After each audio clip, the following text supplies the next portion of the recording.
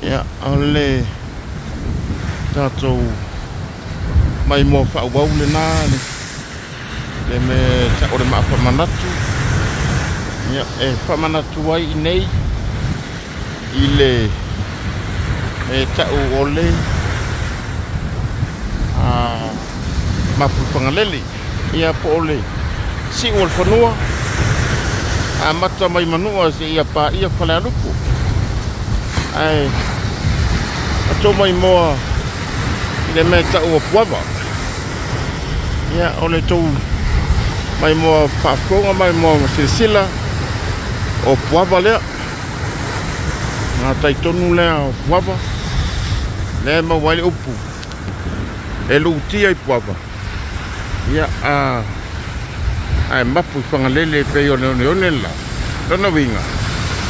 e whea to whai e ngalu ma le au au o le sami ma le vasa the ocean ona au lea se au se tangata te lea o upu whai ngā tai o I foi ma waile upu foi lea o tatai tu o puava lai o whatoa ia ma le mapu whangaleli ai le ngata I lea o le maa o la upu ia o le maa tonu o la upu le ngata I o ia ai pe o lea ufa manatu I e se taua o le maa o la upu e upu foi lea ioi le la wa mai le pis ia o sa la ia fa mo yanga na fanua le wa mai le pisi o loi ia o pa I mai ia le ngalu ia tau aftai ia le tua wa pispisia umma lo tino I le swa sami po le swa liu ia wa pa ilonga ai le solimoni la volenu ia po tanto le aingo na fanua ia e fa pena ta tau te iai umma le nei lau langi ai tofu tangata molona fa sinomanga ta po fanua fo I nei o solia o lo una fa sinomanga I nei o le solia ma le tole fo ai o lo ia ma le la mosteli ia o le ai au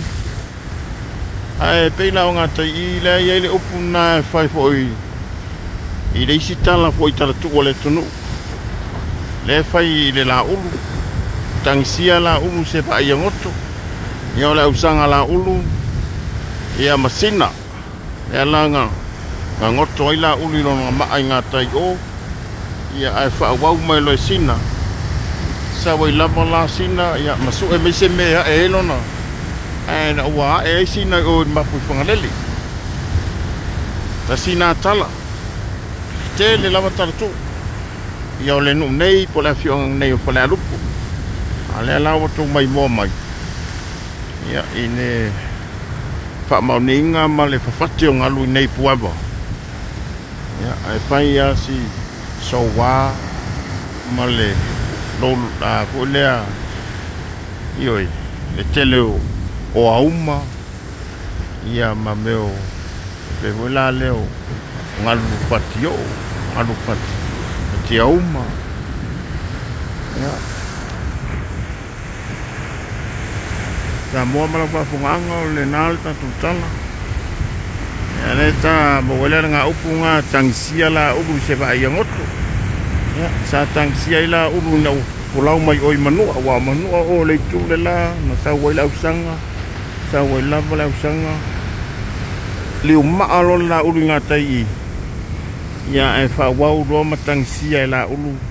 no no to fine fa wa le pa o le o mala mala o manu le pala banana na fausia I nei le mapu whangalele o ina lava la ile tanga nyatu samo I naitu ia ina tonu lava na toi whau le pa le mapu whangalele po le whangalele o le matawhanga whanga means beach Britannia upu le inisi ona upu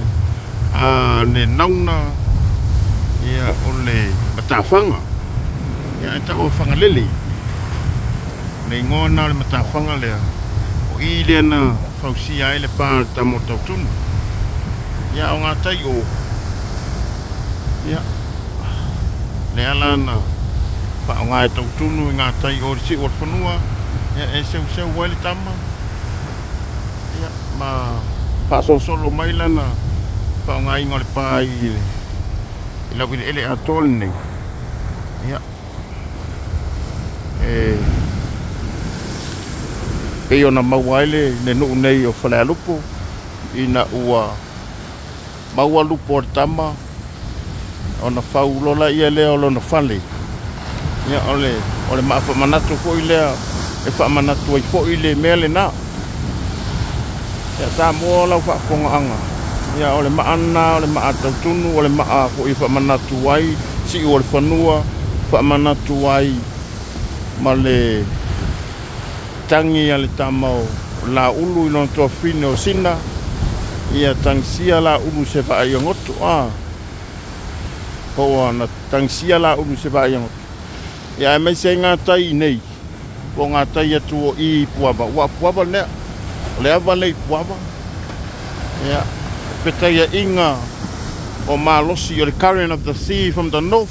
ya ma the current of the sea from the south ya awa tu le tu langi le wa ba me ye